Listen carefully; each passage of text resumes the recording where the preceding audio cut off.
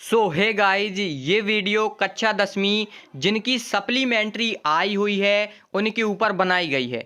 आपके भाई साहब ऐसे ऐसे कमेंट आ रहे थे, ऐसे ऐसे डाउट हैं आपके मन में, क्या सर हमें है जो सप्लीमेंट्री दोनों का फॉर्म भरना पड़ेगा, क्या दोनों में पास होना ज़रूरी है। इस प्रकार के डाउट हम क्लियर करेंगे, फिर आप दुकान में जाकर फॉर्म भरेंगे, फिर आप शांति से पढ़ना और पास हो जाना और आपका साल बर्बाद नहीं होगा। इस वीडियो को अगर आप देख लेंगे ना तो भाई साहब ये कहेंगे यार क्या वीडियो है। ठीक है, तो स्टार्ट करते हैं और आपको सिखाते हैं।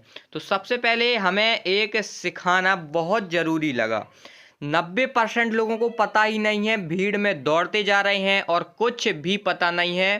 तो इस बात को आप पहले सुनिए, फिर हम आपके ये डाउट क्लियर करेंगे। तो यहाँ पर आपको बता दिया जाए कि किसी भी विषय में पास होने के लिए थ्योरी में लिखा है ना, यहाँ पर थ्योरी मार्क्स है।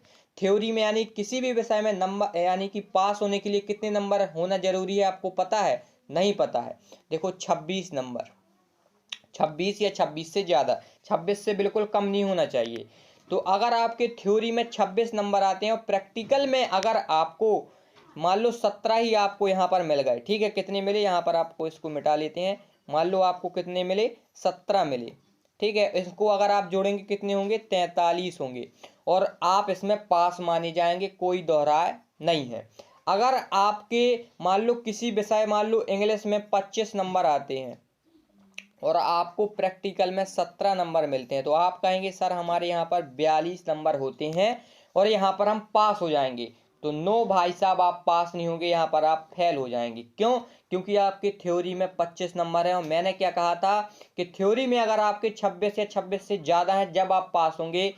अगर आपके 26 हैं या 26 से ज़्यादा हैं तो प्रैक्टिकल मार्क्स का कोई मतलब है, अन्यथा कोई मतलब नहीं है। ऐसा रिजल्ट हम आपको दिखाते हैं और आपको समझाते भी हैं कि आपको हर चीज़ क्लियर होती जाए। तो यहाँ पर आप देख सकते हैं कि ये रिजल्ट बिल्कुल वैसा ही है आपको समझाने के लिए। तो यहाँ पर देख सकते हैं इनके इंग्लिश में 20 नंबर आए हुए हैं ना। तो आप देखो ये इनको 20 जोड़ लीजिए और प्रैक्टिकल में इनको कितने नंबर मिले हुए हैं, 19 नंबर मिले हुए हैं। तो इनको अगर आप जोड़ेंगे ना तो 39 होते हैं, लेकिन यहाँ पे फेल कर दिया गया। क्यों कर दिया गया आपको पता है? 33 में तो भाई साहब पास होते हैं, तो पास क्यों नहीं किया गया है आपको पता है? इसलिए नहीं किया गया क्योंकि इनके थ्योरी में 26 नंबर नहीं है या 26 से ज़्यादा नहीं है, कम है, तो फेल कर दिया गया। इसी प्रकार से यहाँ पर आप देखेंगे सोशल साइंस में, इनके सोशल साइंस में 19 हैं और प्रैक्टिकल में कितने दे दिए गए हैं, 19। तो नंबर पता कितने होते हैं, 38। लेकिन इसमें पास होना चाहिए ना, क्योंकि 33 नंबर में पास होते हैं, लेकिन यहाँ पे फेल कर दिया गया। क्यों? क्योंकि इनके थ्योरी में 26 से कम है नंबर। एक और एग्जाम्पल ले लीजिए, अब आपको और क्लियर हो जाएगा।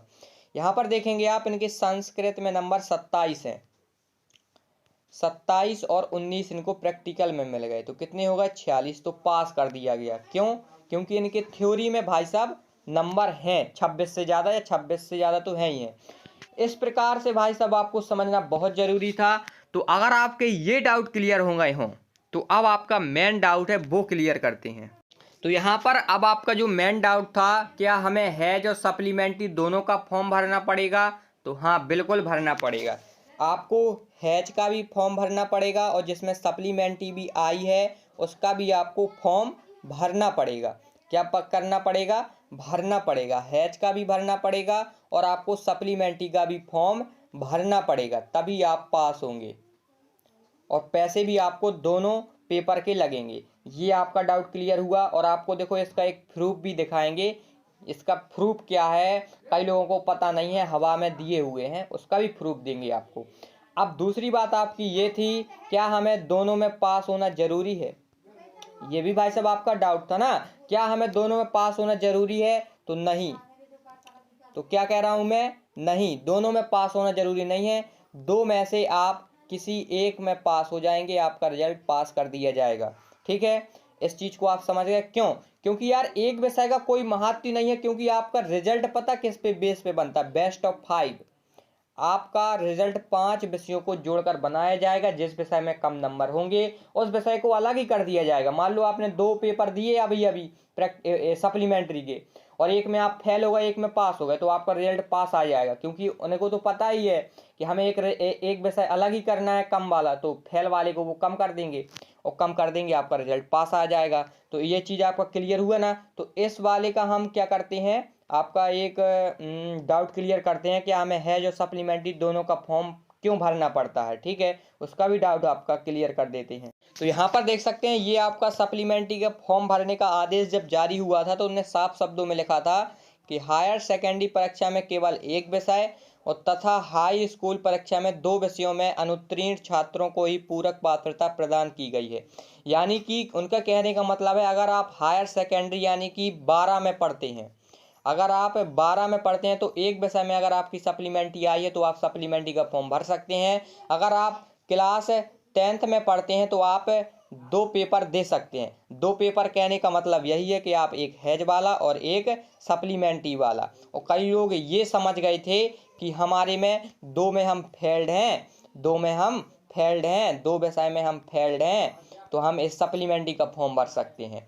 भाई साहब हैज वाला कहाँ जाएगा, एक हैज भी तो लगा होगा उसमें, तो आप सप्लीमेंट्री का फॉर्म नहीं भर सकते हैं। सप्लीमेंट्री का फॉर्म वही भर सकता है जो कोई भी ये विषय को मिटा दे, यानी कि वो केवल एक विषय में फेल हो भाई साहब, ठीक है, एक विषय में फेल हो और एक में हैज लगा हो, ये उनके कहने का मतलब था। तो हर चीज़ अगर आप समझ गए हो तो वीडियो को लाइक करना है, चैनल को सब्सक्राइब करना है, और आज के दिन ही रुक जाना फॉर्म कैसे भरना है मोबाइल से पूरा ऑल टोटल आपको सिखाने वाले हैं। तो चैनल को सब्सक्राइब कर सकते हैं, बेल आइकन को दबा सकते हैं, क्योंकि आपको नोटिफिकेशन सबसे पहले मिल जाए। मिलते हैं दोस्तों नेक्स्ट वीडियो में, जब तक के लिए बाय।